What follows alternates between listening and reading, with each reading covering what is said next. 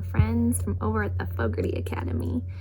Well, we are underway with this quarantine, and part of me didn't want to say a single thing about it this morning. I just want to try to do the whole video without it because I thought this quarantine doesn't define us, but it is a part of our lives right now. I can't deny that. In fact, it's a huge part of our lives. We went from talking about it to being a part of it.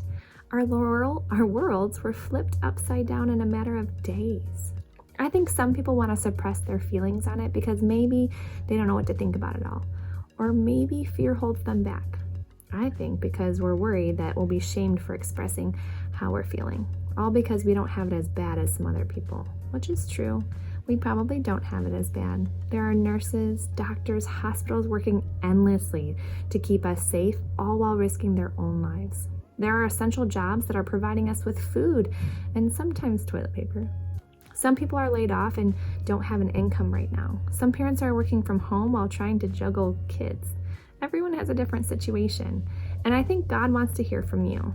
It's okay to share your feelings, like being disappointed that you're not playing your sport, or your play is canceled, or your graduation ceremony might not happen, or your spring break trip got canceled. It's okay to tell him that you're struggling. I'm sure most of you have already seen the video of Zach and Kevin. If you haven't, stop and go watch that and then come back to this. It's worth a few minutes of your time. They show themselves being kids, like playing together, and then the clock ticks down and they have to leave each other because of the shelter in home. It seriously had me cracking up.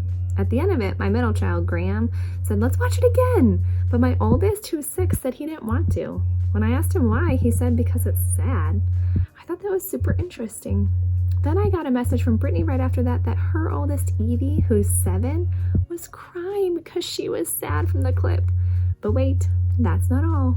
Brittany, after that, got a message from our friend that when she watched the video, she looked down to find her oldest daughter, who was 5 or 6, crying because she wanted the boys to be able to keep playing together on their play date. You guys, how crazy is this? But they have emotions too. They're little and just sometimes too young to be able to process and express them as well as we can. They can only grasp a small amount of what this pandemic really means. Even I can. This quarantine is affecting a lot. It affects not only our health, but our emotions, our finances, our education. The list goes on and on. So take time to process it all. Share with God what's on your heart. The Psalms are full of verses that express struggle. They're in turmoil and angst. But my challenge for you is to not stay there.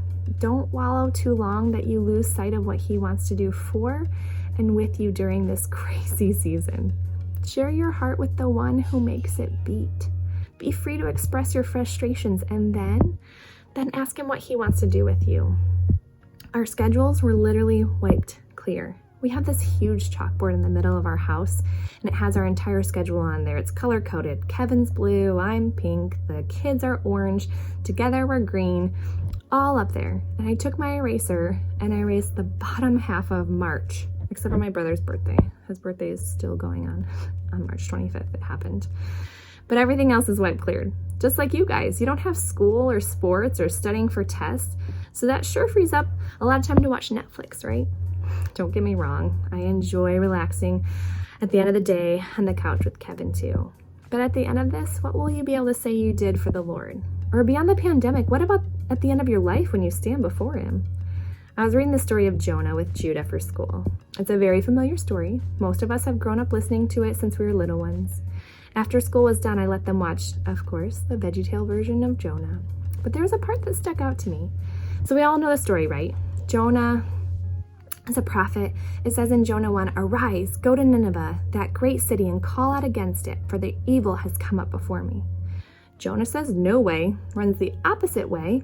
He's on a ship, a great wind blows, so they have to hurl Jonah overboard. He gets swallowed by a fish, prays to God, gets spit out, and then finally does what God asked him to do in the first place.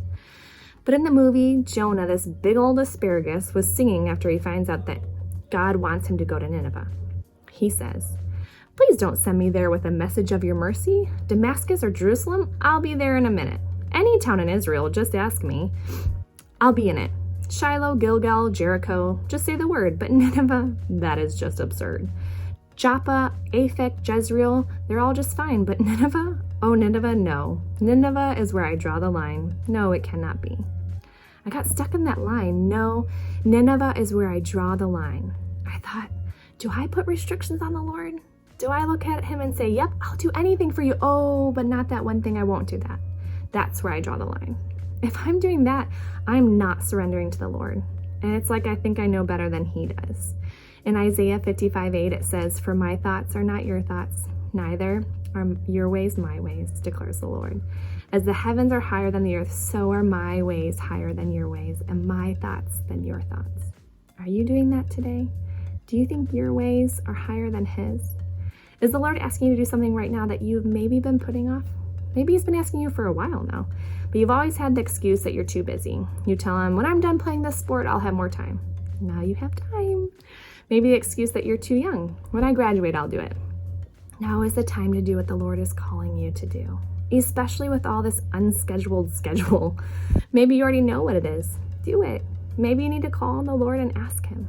But let's not stay in our wallow. Let's get up and be the hands and feet of Jesus. Is he asking you to offer hope to someone that you went to school with? And when I say hope, I mean the good news of the gospel. Or are you like, God, don't send me. I'll tell my friends and family about Jesus, but not him. I am not going to offer him the hope that is Jesus. He's just too far from saving. Or maybe it's sacrificing time. Maybe he's simply asking you to help your family, to love your neighbors, but you'd rather just sit around and watch TikTok. I don't know what it is, but I do know it's pointless trying to run from the Lord like Jonah tried. He sees you, he knows you, he understands your fears, your hurts, your struggles. Don't let fear stand in the way. It says in Joshua 1:9, be strong and courageous, do not be frightened, do not be dismayed, for the Lord your God is with you wherever you go. Don't let your age stand in your way. 1 Timothy 4:12 says, don't let anyone look down on you because you are young, but set an example for the believers in speech and conduct and love and faith and in purity. Don't let laziness get in the way. Ephesians 5:15-17 says, look carefully then how you walk, not as unwise, but as wise, making the best use of the time, because the days are evil. Therefore, do not be foolish, but understand what the will of the Lord is.